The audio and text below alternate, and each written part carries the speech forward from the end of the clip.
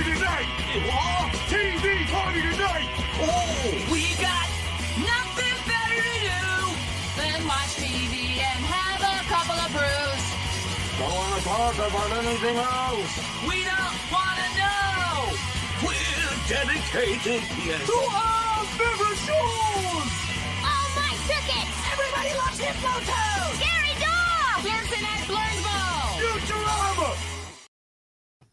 Good evening. You are listening to a Radulich Broadcasting premier podcast TV party tonight. I'm your host, the mandated reporter, and frankly, I'm mortified, Mr. Mark Radulich. And tonight, our favorite shows are Game Changer Wrestling, The Collective, 2022, the best of the collective, the best of the rest, you might even say. We have already reviewed Effie's Big Gay Brunch from The Collective 2022, which took place during WrestleMania weekend. And we reviewed For the Culture 3 and Bloodsport 8, Josh Barnett's Bloodsport 8. So this show is going to be a quick survey of the rest of the 97 shows that were part of The Collective for that weekend.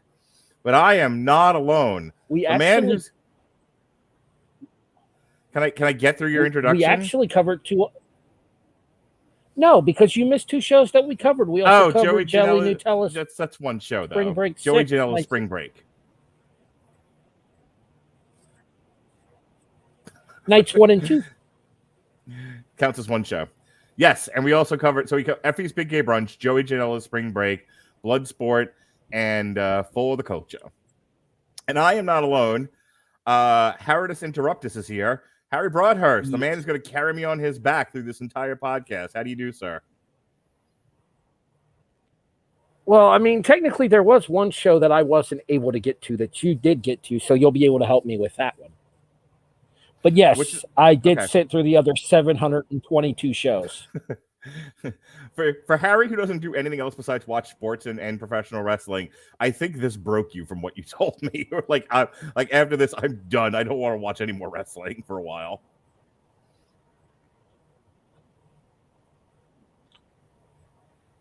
A little bit later in the broadcast. Okay. So we talked about how we were going to do this. And we didn't have our pre-show meeting about it, so I think we're just going to call on the Ring Brother. I'll tell you what I watched. I watched Planet Death because, death matches. I watched, of course, what do you call it? BLP, Borderline Lampshade Professional Wrestling. Black Label Pro. Sure, Black Label Pro, Norm is what they called it. And then I watched, because you were like, you got to watch Cemetery Gates. And I was like, the Pantera song? And they're like, no, stupid. The wrestling event. Because it's like the best match of all of them. So there's a whole bunch more that I did not get to, which is the one you didn't get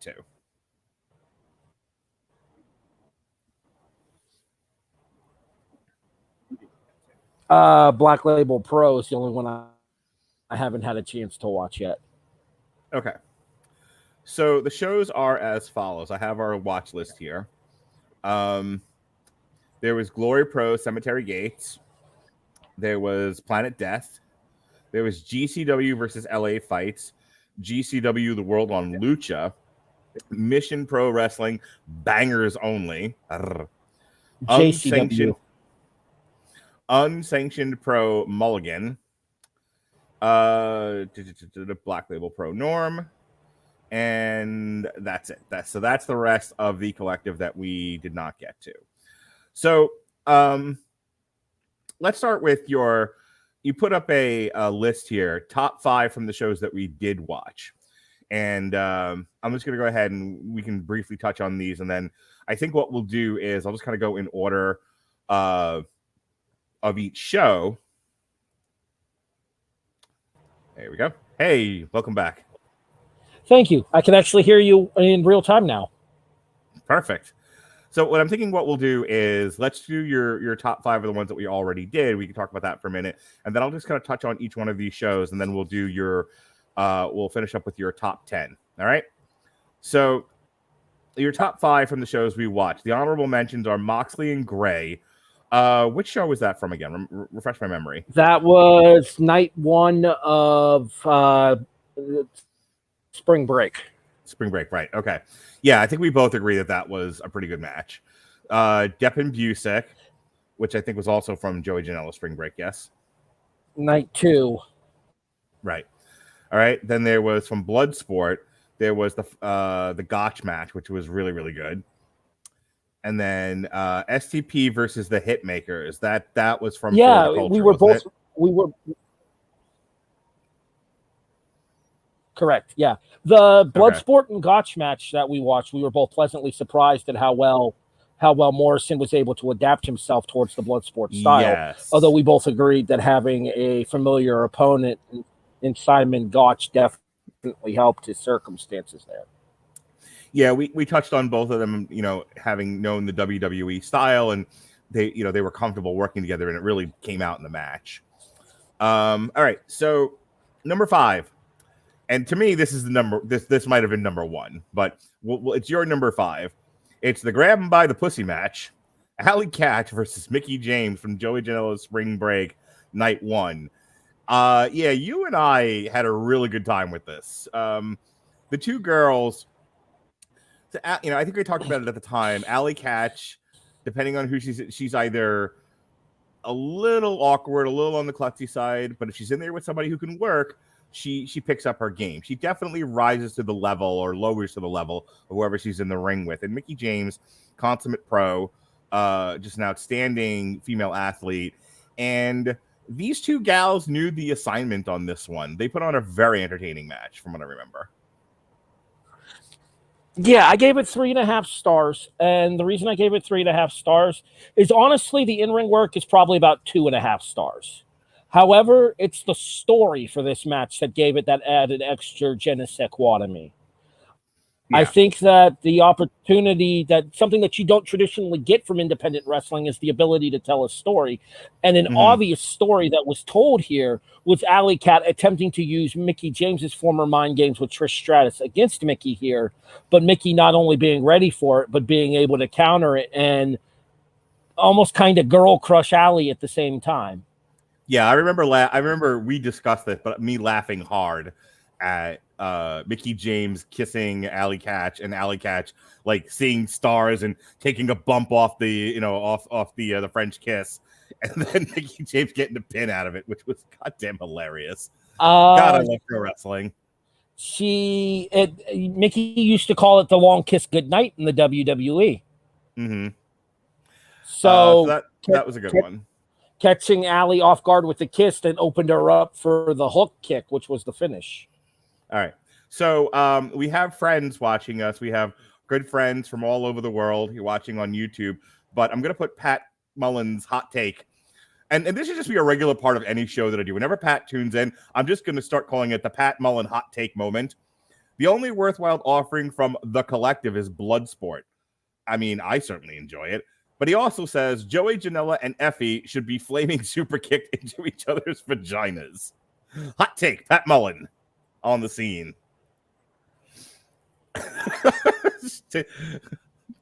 What? He's funny. Yes, perfect. Thank you, Harry. Moving on. Stick to trivia, kid. Oh, you know what? Show up the trivia, and you can tell him yourself to stick to trivia there, hot shot. All right, moving on. JR Kratos versus Timothy Thatcher, Bloodsport. Yeah, this was all kinds of kick-ass. Yeah, this was one of those gigantic size mismatches at Bloodsport. But the thing about it is somebody like Timothy Thatcher, with the style of performance that he does, that kind of smash mouth, grind him out, that British catch can style that Thatcher is famous for too. Like, you could definitely see the Dave Finlay, the William Regal, and if you remember the fight pit match that he had against Riddle in NXT, it kind of came off very similar to that to me, having him inside of that Bloodsport formula. I personally am not a huge fan of Bloodsport. We talked about that when we reviewed the show. I think a lot of it came off very hokey. However, Timothy Thatcher and J.R. Kratos felt like they were trying to beat the shit out of each other because, newsflash, they were trying to beat the shit out of each other. Yeah, we said it at the time, and it bears quickly repeating. Those who get the blood sport format and use it appropriately make it look like a true shoot. Like it comes off really, really good. And if you're big and here's the thing, and this is what you and I talked about that night. If you're an MMA person, you're going to like blood sport when it comes off well. You're not an MMA person, blood sport's going to be the most boring thing ever. Captain Hot Take coming on the scene. J.R. Kratos, not on the gas. He's too much like country rock, man. Potatoes and red tights. Get the Deca back and look like you did when you murdered Simon Gotch. All right. Thank you, Hot Take, Pat Mullen. He'll be with us all night, ladies and gentlemen, with his his insights. All right. Speaking of which, Blake Christian versus AR Fox. Yeah, I don't know if I agreed with you on this one. I don't. Maybe I did. Maybe I didn't. But I remember this one being a lot of flippity doos, and we all know how much I do not enjoy the big flippity doo matches with the guys that weigh 90 pounds soaking wet. See, my thing about this was, and the reason I enjoyed this match as much as I did, is because this is another one of those matches that told a story for me. And that was the enthusiastic youngster in Blake Christian trying to prove that he could hang step for step, toe to toe with a guy that's been doing the kind of style that Blake Christian does for a decade now in AR Fox. Yeah. AR Fox has been there. He's done that. He's seen pretty much every Tom, Dick, and Harry to come up on the indie scene that tries to work a style similar to AR Fox. And in my opinion, this was Blake Christian fresh off of his WWE release just a couple of weeks prior, I believe. Mm-hmm. He was Trey Baxter in NXT. He was fresh off of his WWE release here. This was Blake Christian sending a message to the independent wrestling world that Blake Christian is back. All right, so I mostly agree with your top five here. They're just in a different order for me because, like I said, Alec Hatch, Mickey James, I think, gets higher to 1 than 5.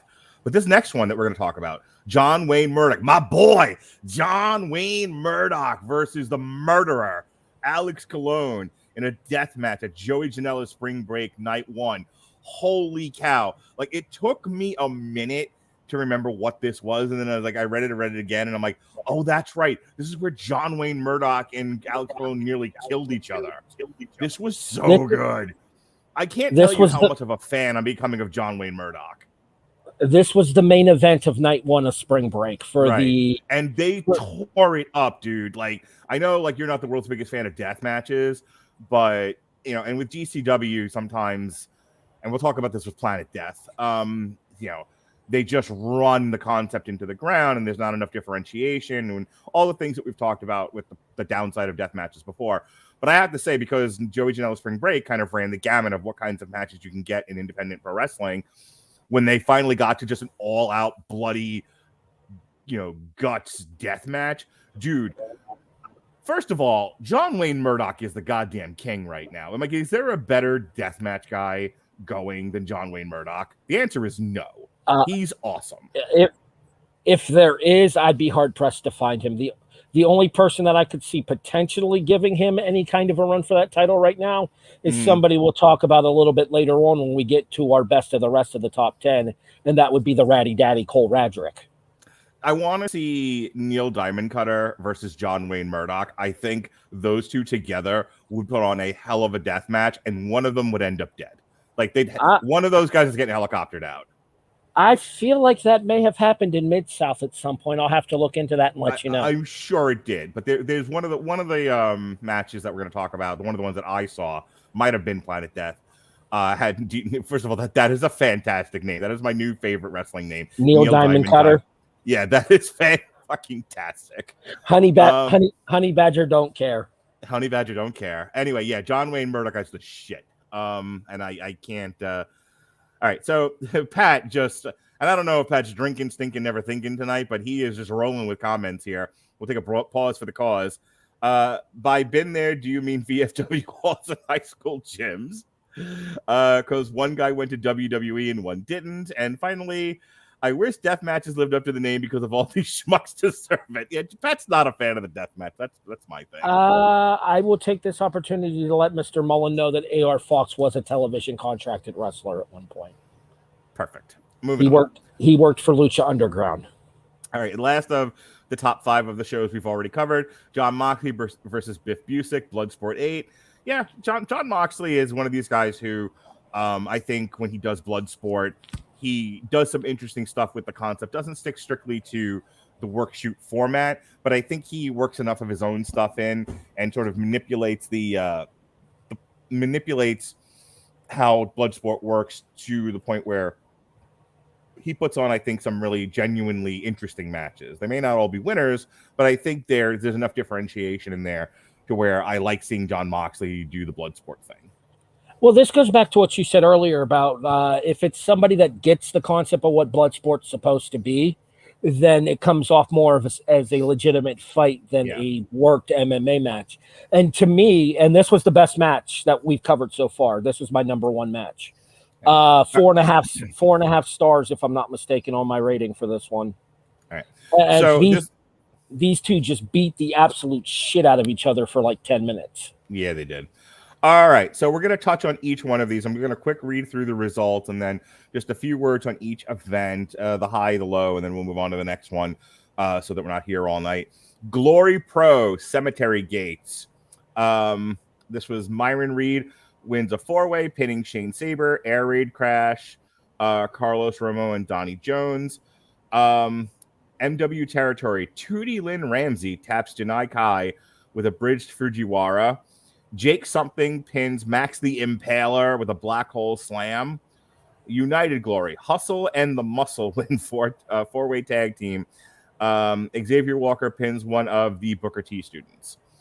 Submission match, Alley Catch taps Laney Luck with a Boston Crab in the ropes. Davey Richards, this was a good match. Davey Richards and Ricky Romero defeated D Vega and M Fitchett. Romero pins Vega in 12 minutes, 28 seconds. Loser leaves the neighborhood. My wife's new favorite independent wrestler, Dan the Dad. I suspected that he might become a favorite of a couple of people. We watched, like I said, we watched a bunch of these back to back on Sunday. And when Dan the Dad came out, we were cracking up laughing and like instantly became a fan. So yeah, Dan the Dad taps Cody Lane with a figure 4. In what is probably it's a quality independent gimmick. Sorry, go ahead, continue. No, it's fucking hilarious. And what is probably the best of all 3 events that I actually watched. Josh Alexander, the Living Weapon, the Walking Weapon. The Walking Weapon pinned AEW TV title contender Warhorse with a Tiger Driver. Easily of the 3 events that I saw, this obviously Planet Death and then Black Label Pro, this is easily the best match of all 3 events. Josh Alexander needs to be on like AEW or like I don't want to say he needs to come to the WWE. He certainly has the talent to, but Josh Alexander is so good. I wouldn't want to see him wasted on like the main WWE roster. But he is one of like the top 5 guys currently not in the WWE that absolutely has the talent to be there. Josh Alexander is, as we said in junior high, mint. Kind of giving away a little bit of a spoiler here, but you mentioned that of the 3 shows that you watched, it was your favorite match. Of the 6 that I watched, in addition to the 5 we'd already watched, of the other 6 that I watched, it was my favorite match as well. High five, buddy. Oh, yeah. Yeah. And Warhorse was no slouch here.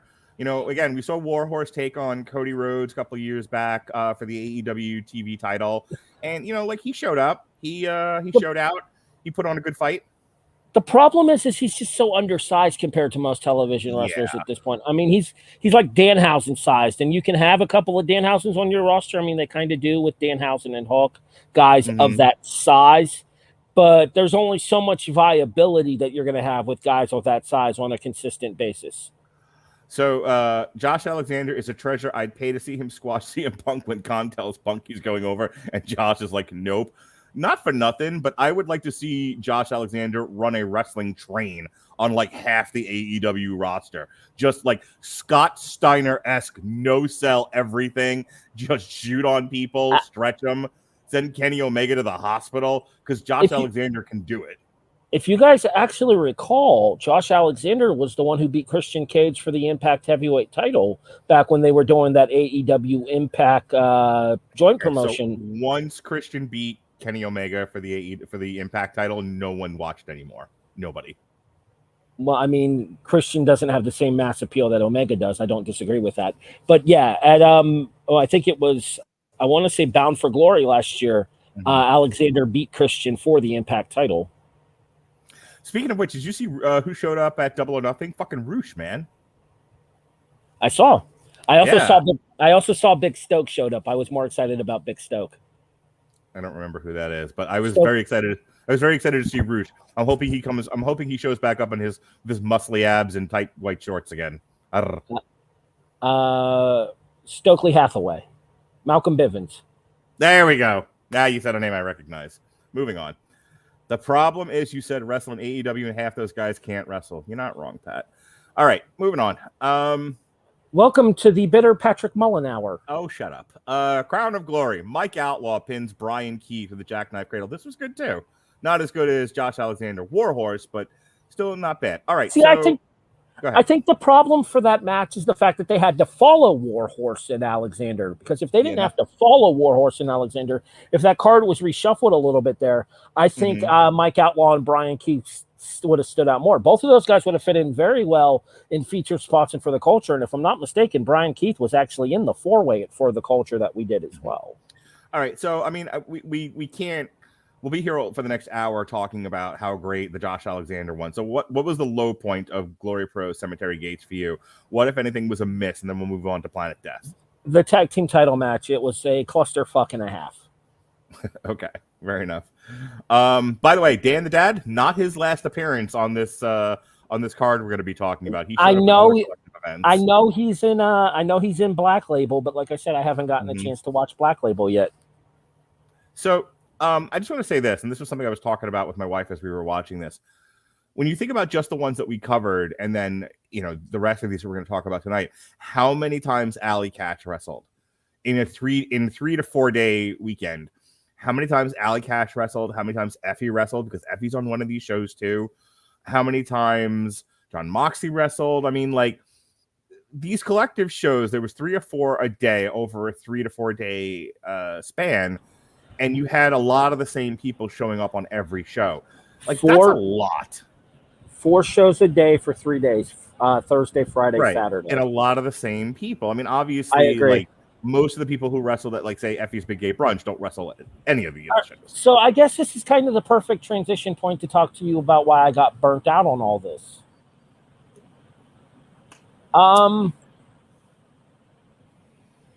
So in previous years, when they've done the collective, they've done multiple promotions over the course of multiple days, but in multiple buildings around the city. Yeah, not the same warehouse. This right here was the same fucking building for 12 shows. Yeah. The aesthetic was so dull and drab by the time I got to Unsanctioned Pro was the last show that I've watched for now, Mulligan, number 11 to 12. And I'm just sitting there watching the Unsanctioned Pro shows thinking to myself, I can't do this fucking building anymore. Yeah. The very first time, I want to say it was the WrestleMania, the original WrestleMania before Tampa, the one that eventually, that because of the lockdown, they did at the Performance Center, was the very first time I had seen an advertisement for Effie's Big Gay Brunch. And I remember, like, I'm excited about this. Like, I desperately want to see what this is, because to me, I was like, they're going to dress it up. They're going, it's going to look like Gay Wonderland. It's going to be amazing. And then I saw what it was, and sure, what's the midget's name? Help me. The one I'm always making fun of. Jurassic, the kid that's in Jurassic. Marco Stunt. Thank you, Marco Stunt. Sure, it had Marco Stunt being beaten to death with a dildo. And who doesn't love that? My problem was there was so much they could have done to dress the event up. I remember when I worked for XPW, actually, and I remember we were trying to sell the television show to a TV station, and the TV station's like, why don't we put tablecloths on the tables that we put people through? And we're like, no. But their point was well taken in that sometimes you gotta dress up the scenery a little bit. You gotta do something with it. And so, to your point, even just watching 3 of these in a row, it's the same ring, the same. They don't even put up a different banner. They don't do anything with it. Like everything had a different name here. But if it didn't have a theme, like Effie's Big Gay Brunch or For the Culture or Bloodsport, I couldn't tell a lot of these shows apart. And then they're doing them in the same place, so it all looks the same, to the point where why did we even have multiple shows like this? Like a couple of them could have done it, and we would have been done with this. They did the original Collective back in 2017, 2018, somewhere along that lines. Mm-hmm. And in the original Collective, there was an IWTV Collective and there was a GCW Collective. And they would switch between the various buildings. Mm-hmm. Right. So, like, one of the shows would happen at one of the buildings, and then one of the shows from the other collective would happen in that building. And then there would be other various arenas around the city. Like, even when GCW does their outdoor shows, like on the boardwalk in Atlantic City. I personally have enjoyed their outdoor shows more than their indoor shows. Their indoor shows look drab as shit. The issue is it comes off as such a basic bitch presentation that everything runs together. Sorry, I will never that boardwalk show in Atlantic City where Joey Janela wrestled the Japanese doll and he kicked it into the ocean or whatever it was he did. That's still one of the funniest things I've ever seen in wrestling. Gays aren't all flamboyant, says Pat Mullen, and showy, Mark. Some of them are average Joes and Janes, you bigot. Well said, Pat. Well said. I can want showy though. I mean, just because they are, Johnny Lunch Pails, some of them doesn't mean I can't have showy gays. If it makes you feel any better, you got the showy gay portion when we did Fear the Gay Agenda in the last Daddy. Yeah, we did. Woo-wee! All right, moving on. Speaking of this show, GCW's Planet Death starts off with a Taipei death match, because who doesn't love a good Taipei death match? Slade KOs Bam Sullivan, 6 minutes 51 seconds. Thumbtack kick pads and light tubes. Cole Radrick pins Akira with the Bibble Bobble driver on tube bundle. Okay, so the Bibble 20 minutes. The Bibble Bobble driver is a half Nelson underhook stalling pile driver. The only other person I've ever seen do the move was Player Uno, and that's what he called it. Sawyer rack pins Brandon Kirk with a choke slam on a tube board. Shane Mercer. What a body on this guy. Took on my new favorite wrestling name, Neil Diamond Cutter, with a moonsault and battery off ladder. Hoodfoot. Yeah, buddy. Hoodfoot, my man.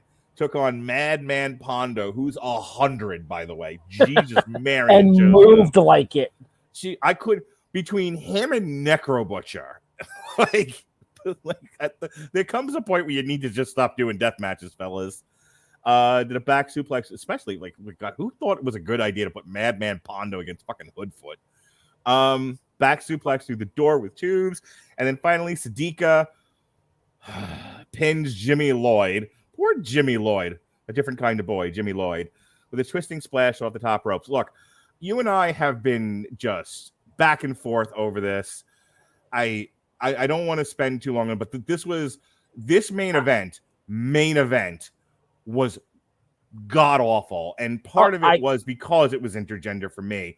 Sadika versus Jimmy Lloyd was the dirt worst, and I don't understand what it is with this company and Jimmy Lloyd, who's clearly a fan favorite. He's got size on him. He looks goofy as shit, but he does all the good, cool deathmatch stuff, and this man can't win a match to save his life. And oh, by the way, he also put over a girl here. And I'm like, why? What the hell?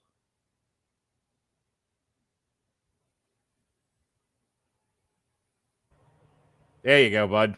My mistake. You're not going to get an argument from me here because Sadika's fucking garbage. Can't stand her. Cannot stand her. She's awful. Like if she had been like a competent wrestler, I might have could have bought it. But no, this was garbage. No, and the other intergender match on this show too, Sawyer Wreck and Brandon Kirk, was fucking awful as well. Yeah. Pat says meth. I'm not going to put these up, but Pat says meth is a hell of a drug and Jimmy Lloyd stinks. Look, Jimmy Lloyd is good at what he does, and Jimmy Lloyd's an interesting looking fella. I just don't know why they use and abuse him the way they do. Patrick is just mad that Jimmy's a different kind of boy. He is a different kind of boy, Jimmy Lloyd. So that was the low point for me. Hoodfoot Madman Pondo was just fun. It was fun to watch Hoodfoot beat the shit out of this old man. But hang on, my favorite match of this entire show was Shane Mercer, and that's just because besides the Dirty Daddy, Chris Dickinson, Shane Mercer with the hot bod, and Neil Diamond Cutter, this goofy looking midget, the Bunny Badger with the funny name. These two actually put on a hell of a wrestling match, and again, Neil Diamond Cutter is just second to John Wayne Murdoch, and I will cut myself to bits and keep on coming to put on a good death match. So yeah, the high point of this match was the high point of Planet Death, which was not a great death match show overall. I disagree. I actually think Cole Radrick and Akira was the best match on the show. It's second for me. Second. But I do appreciate the effort put in by Shane Mercer and Neil Diamond Cutter. First of all, anyone who comes out this week, Caroline is cool in my book. Ba, ba, ba. Ba, ba, ba. Good times never felt so good. So good. Pat, if I send you the link, will you just come in and just start singing Sweet Caroline while we talk? I'll be waiting to hear from you, buddy. All right, moving on. Anywho, okay, so back to the show. I'm guessing the Mo Atlas Pondo thing was because Pondo was one of Hoodfoot's idols when he was watching deathmatch wrestling. Because we all have those matches that we want to face the people that we grew up watching. Yeah. Look, and I get that if that's what was guiding the decision making here with Hoodfoot and Madman Pondo. That would be my best guess. It was fun to watch the two of them mix it up, but Madman Pondo moves in slow motion. Yeah, backwards. Like now I kind of want to see like Terry Funk, Necro Butcher, and Madman Pondo in a triple threat. It'll be like the two old guys from Family Guy having a fight. You know, the old Nazi and Herbert. Oh, Jesus. By the way, Pat says, Sweet Caroline. No. Oh, Pat.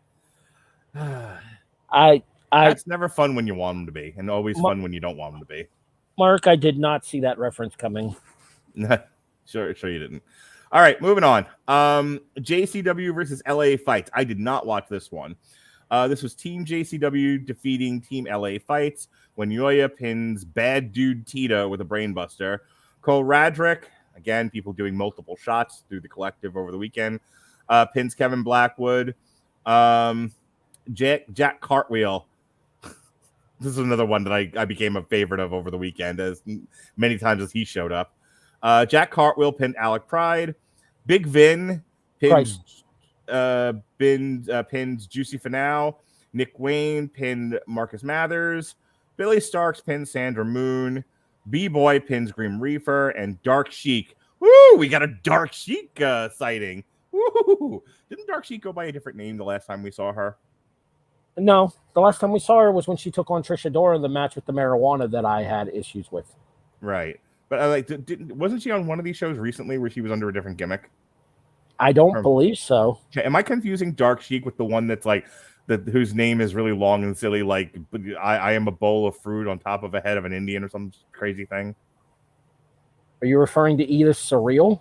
Maybe. What is Edith Surreal's longer name? Still Life with Apricots and Pears. That's the one. Okay. I keep thinking Dark Sheik and Still Life with Apricots on Your Face is the same person. No. Still Life is now Edith Surreal. Gotcha. Moving on. People just tuning in to watch this because they enjoy our banter with no idea about wrestling. Like, did they just say words? I didn't understand any of that. Just check out Edith Surreal, and you won't be sorry. Also, Dark Sheik. Anyway, so yeah, we have a Dark Sheik sighting here. She pins Charles Mason. Dude, seriously, when was the last time Dark Sheik lost a match against a dude? Does she ever?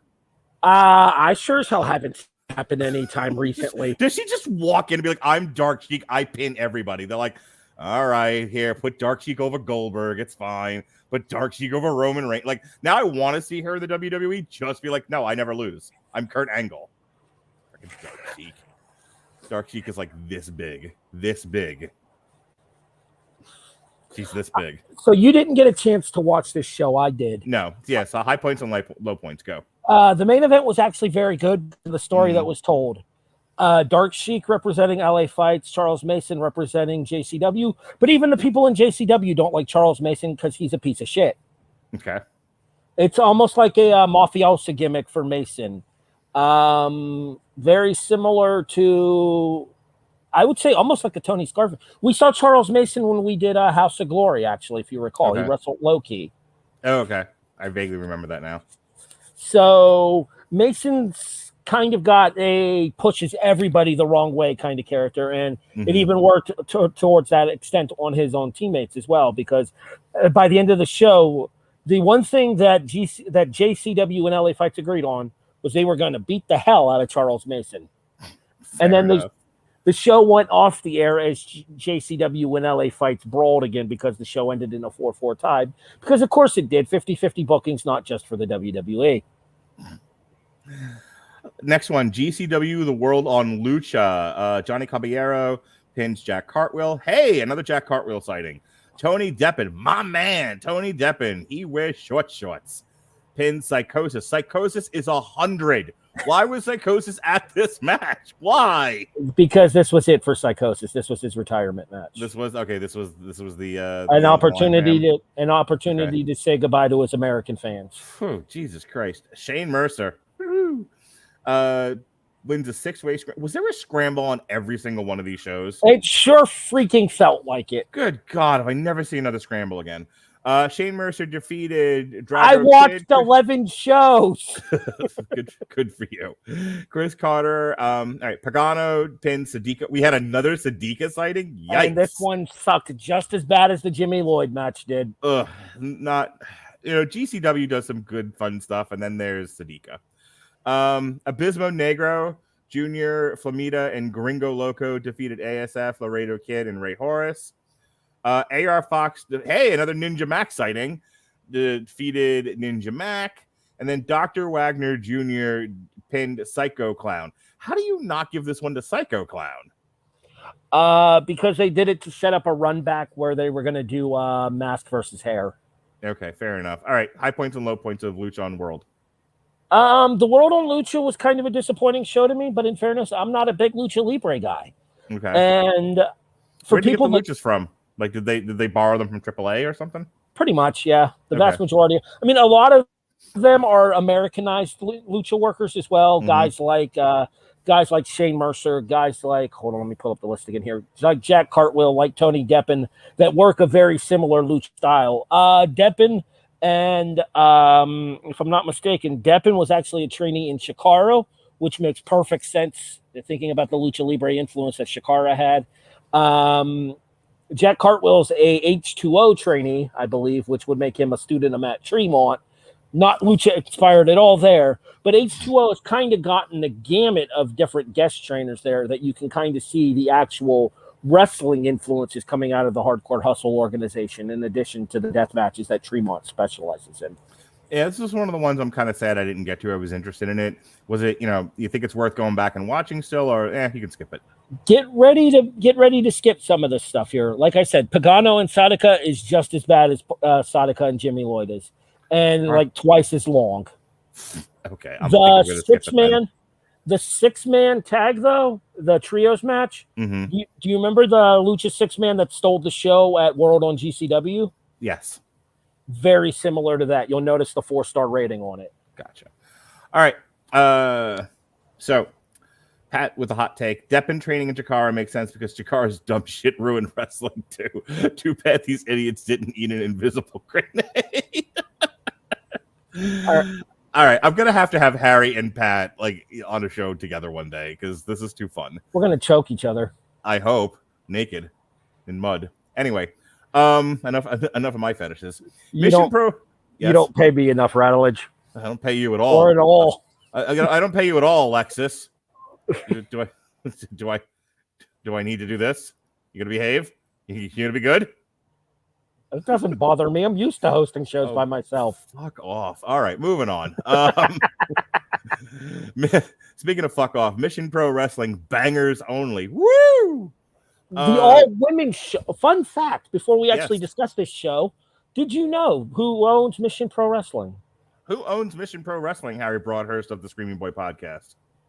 Thunder Rosa. Does she really? Yes.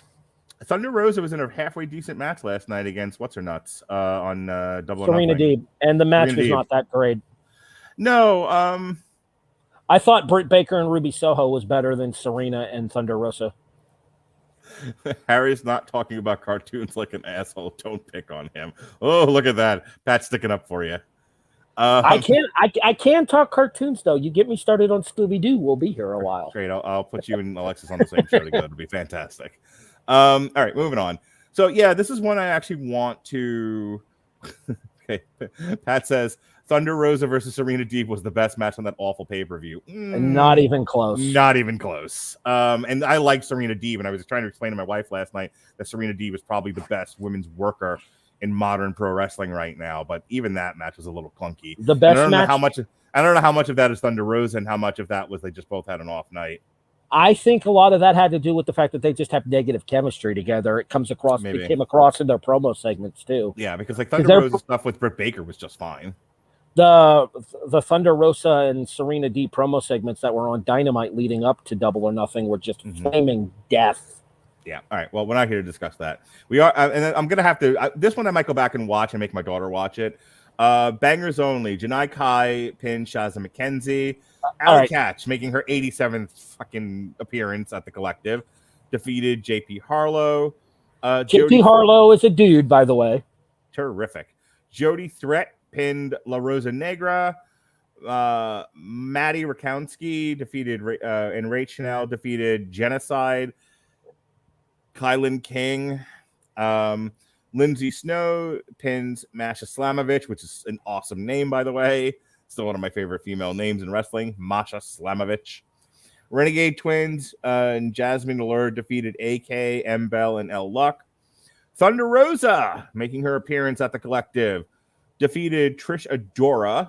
And then for the Mission Pro Heavyweight title, Holodead pins Lufisto with a spine buster through a door. All right, high points and low points for this one. Go. All right, couple explanations as far as who some of these people are. So I mentioned the fact that the promotion is owned by Thunder Rosa. So you'll notice a lot. You'll notice a lot of AEW dark talent appearing on the show. Maddie Renkowski, Kylan King, the Renegade Twins. These are people that you would have seen on AEW Dark and AEW Elevation before.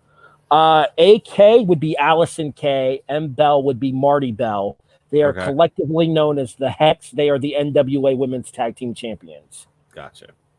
All right. Just wanted to explain who they were for our audience that actually cares about such things that probably no one. Thunder Rosa and Trish Adora was actually very good.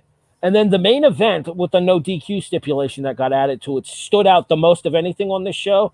But I think this is another one of those shows that suffered from the fact that everything was just so kind of whitewashed inside of that setting that none of the matches actually had an opportunity to stand out, except for the main event since it was contested under no disqualification standings. The main event was the only match to crack my top 10, and it only briefly stayed there before losing its spot. You know, I'm wondering if the Collective, if they just stick to themes, so like Bangers Only, Effie's Big Gay Brunch, Bloodsport for the Culture, Lucha, and Planet Death, and then and you do Spring Break, and then that's it. Like, did we really need Black Label Pro? Do we really need Mulligan? Like some of these, it just feels like overkill. So I'm wondering next year when they do WrestleMania in Los Angeles, like maybe do less collective shows, but only stick to the theme ones. What do you think? I don't disagree with that. I also think running up against WWE shows as well is going to hurt your audience potential. Like this show right here, Bangers Only, if I'm not mistaken, went on during SmackDown and the Hall of Fame ceremony. So I think that the audience that may have had the extended audiences for the shows that didn't air against WWE Super shows, this one right here ran against SmackDown as well as Ring of Honor's All-Star Extravaganza, I think it was. Yeah, something like that. So that's the other thing I wanted to talk about real quick.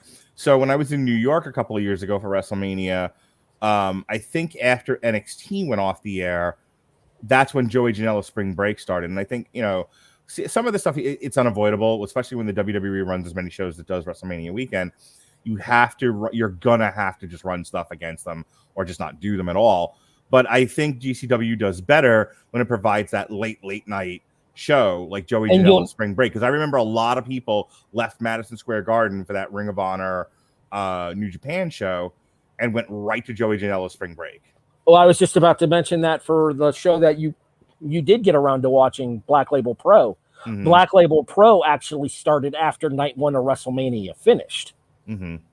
So there was an opportunity for a bigger fan base, for an independent wrestling fan base, that if they're still up for more wrestling even after having finished WrestleMania, then the opportunity, especially if you have the pass for the collective, the opportunity was right there to go finish out the collective with Black Label Pro show.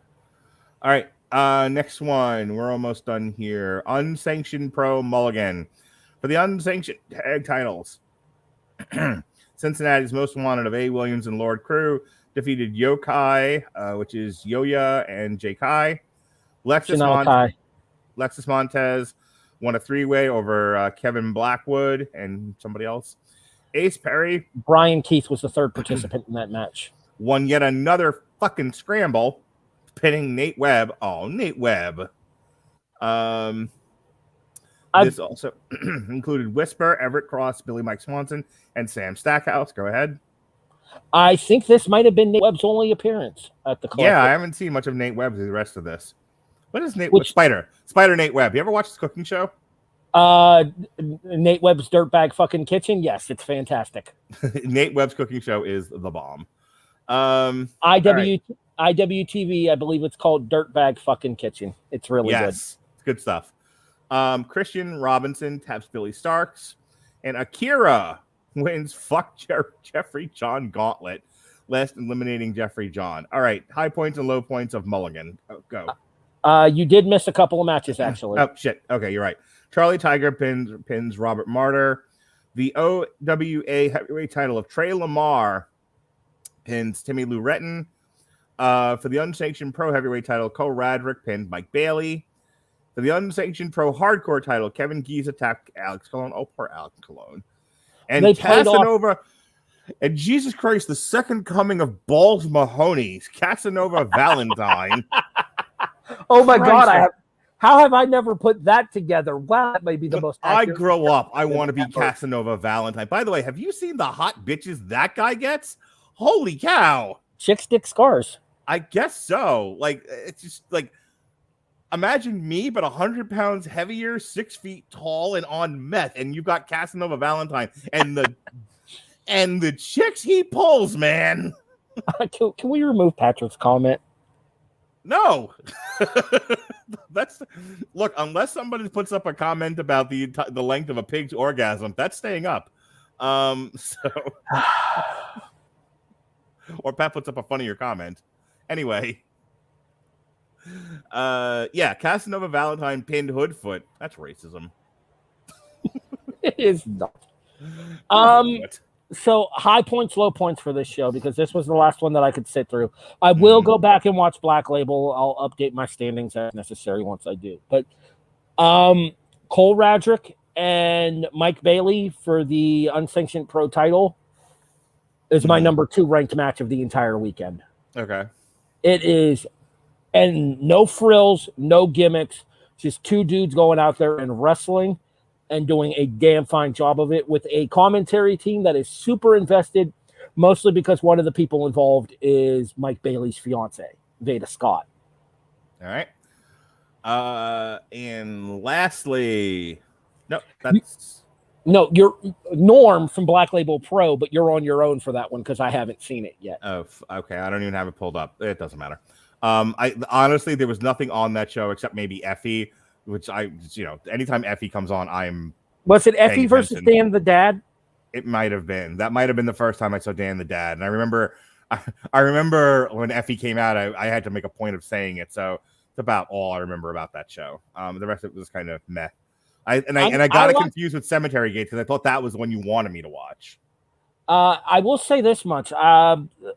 Black Label Pro, owned by Mikey Blanton, based out of Indiana, actually a very strong independent company, and a company that I would like to come back to at some point down the road on one of their shows for IWTV that gets covered as well. So I do think that Black Label Pro is a promotion that has an opportunity and has a feature and a focus on the overall world of independent wrestling while doing similar to GCW in showcasing. Actually, there was quite a bit of that as well, Patrick Mullen. He says, you know what all these dumb fucking shows lack? Big, meaty men slapping meat. Go watch For the Culture, okay? Big, meaty black men slapping much meat. So much meat. Shane Taylor and Top Dollar. Yeah. Mm-hmm. I highly... If you want big, meaty men slapping meat, oh boy. For the Culture is your jam.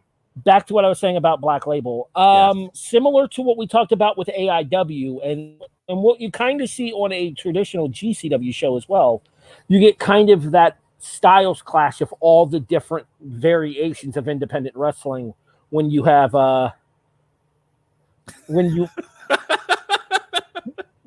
when you have the best part of this entire show is how many times Pat like you're trying to stifle laughter, but Pat has totally popped you and you can't focus. That's just a dick comment. It's funny, but it's a dick comment. Anyways, yeah, I'm with Pat. We need more Dirty Daddy Chris Dickinson versus fucking Shane Mercer. Can you imagine? No, I can't because Mark Radulich would cease to exist if that match ever happened. Could you imagine like a tag team? Just hear me out on this. Hear me out. Paro and what's his dude's name? Thor? Odinson, yeah. Paro and Odinson versus Shane Mercer and Chris Dickinson. So much big meaty men slapping meat. It's gonna turn into the South Park meme with jizz everywhere. Certainly I will be. Good God, pal. All right, please continue. That's good shit. That's good shit, pal. First of all, if GCW ever puts together Paro and Odinson versus Shane Mercer and the Dirty Daddy Chris Dickinson, I will not be wearing pants. And I will be on a live stream completely pantsless watching that show. Let's just hope that Chris Dickinson gets through the trouble that he's currently going through, which took him don't remind me of that. Boo! Sorry. Facts be facts. Hey, real quick, because somebody was asking me about this today. Chris Bailey was asking me about... Chris Bailey? The very same. Was asking me about the very thing. The Briscoes, they're persona non grata because of the gay comment, right? Like, they can't work anywhere except for Ring of Honor. Impact. And not even there. Impact nowadays. Oh, they're in Impact now? Yeah, they're challenging for the... I think they just won the Impact tag titles. That's hilarious. Like, nobody else will take them, but by golly, they can get a job at Impact because at this point, you and I could get a job at Impact. I feel like if I pulled a couple of strings, Dr. Moore might be knocking on my door any day now. That's good. Me and you should be a tag team. I'd be taking I'd be going after freaking oh god, what's their play-by-play? I'd be going after Tom Phillips' job. I think you and I should be a tag team in Impact, what we call the Podcast Express. Is that anything like the Jurassic? Never mind. Oh God, Pat, what's the thing that you and Jet are? The Something Express from Boogie Nights. I can't remember what the name of it is. Speaking of which, speaking of Pat, Alex Hammerstone and Brian Cage versus Mercer and Dickinson versus Power and Odinson. Good night, everybody. I need to go to bed now quickly.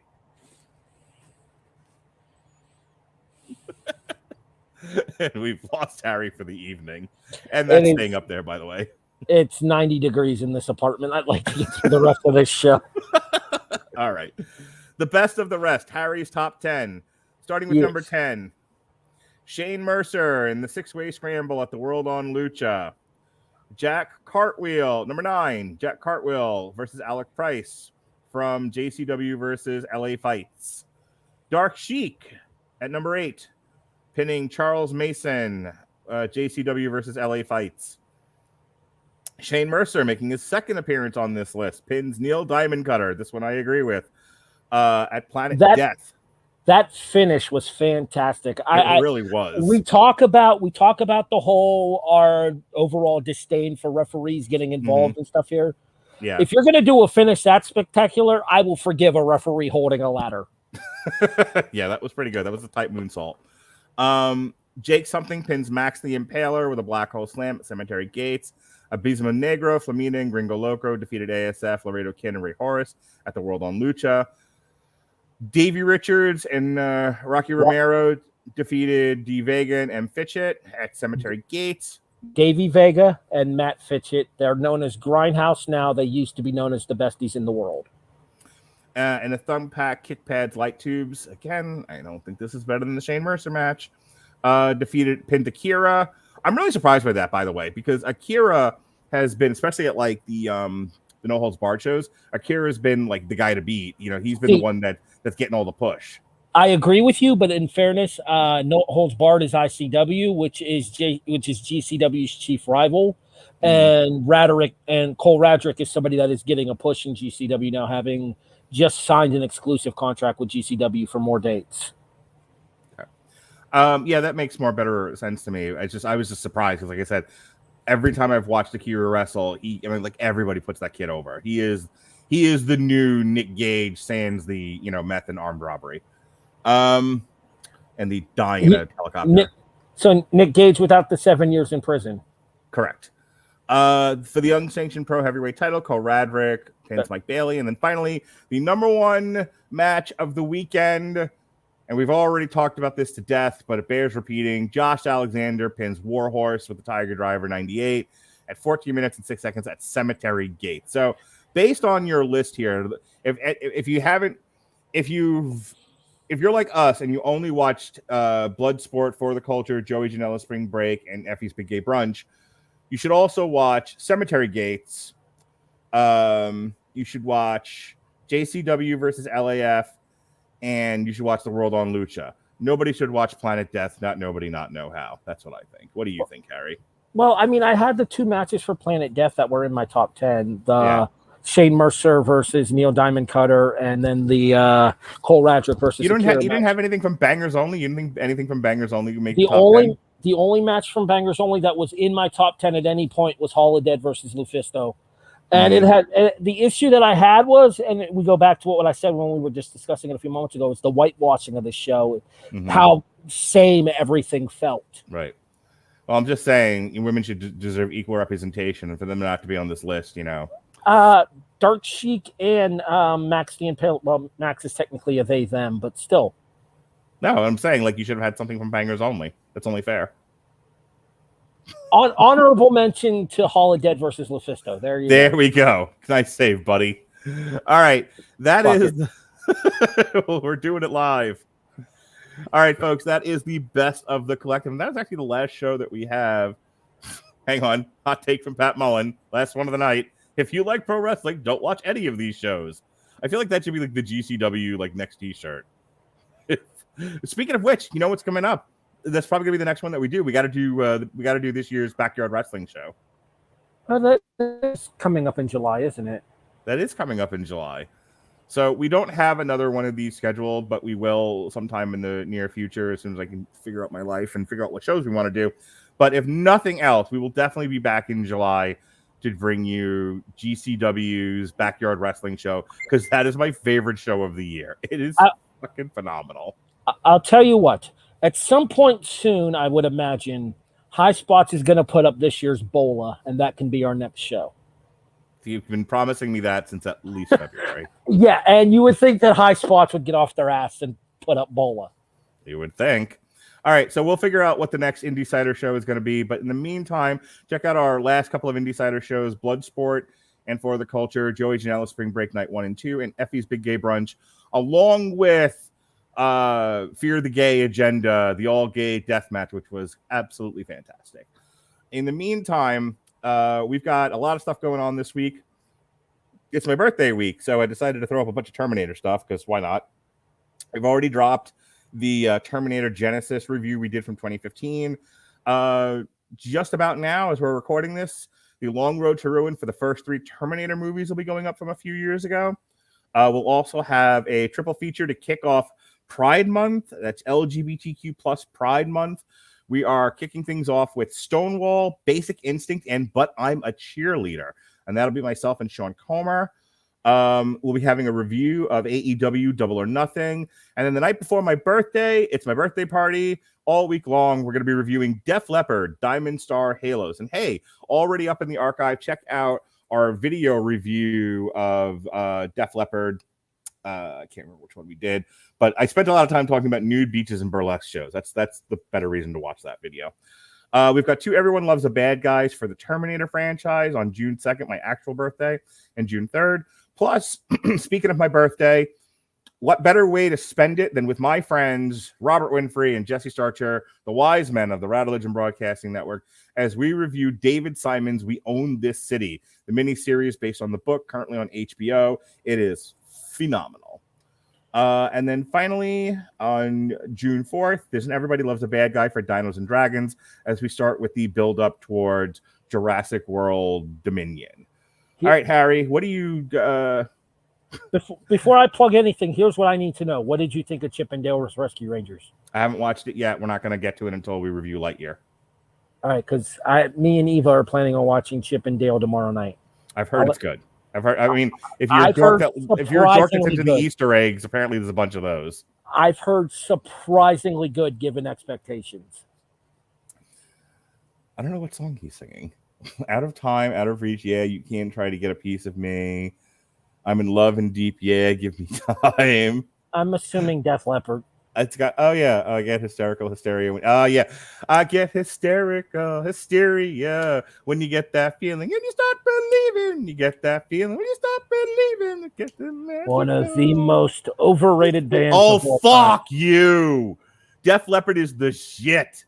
No, the shit, sir. There's an S on that. That's what I think of you and your opinion on Def Leppard.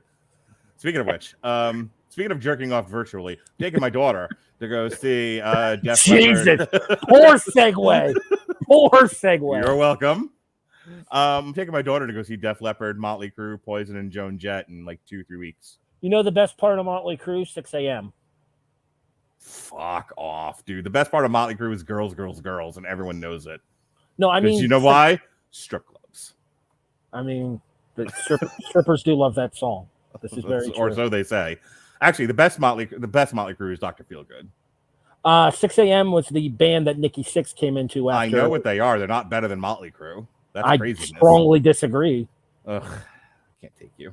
All right, do your plugs. Broadhurst Watkins Sports Report. Me too, Pat. Me too. I can't wait till I have to explain to her, hey, that's a song about strippers. To my feminist 11-year-old. I'm sorry, go ahead. Broadhurst Watkins Sports Report, maybe. Things are kind of in flux at the moment. Point of viewer, maybe. I don't know what's going on. Didn't you all start like a whole new thing? Yeah, long story. All right. We don't need to tell it now. Nope. Okay. We'll see what happens going forward. And worst case scenario is I'll be available more to do more of these independent wrestling reviews. Cool.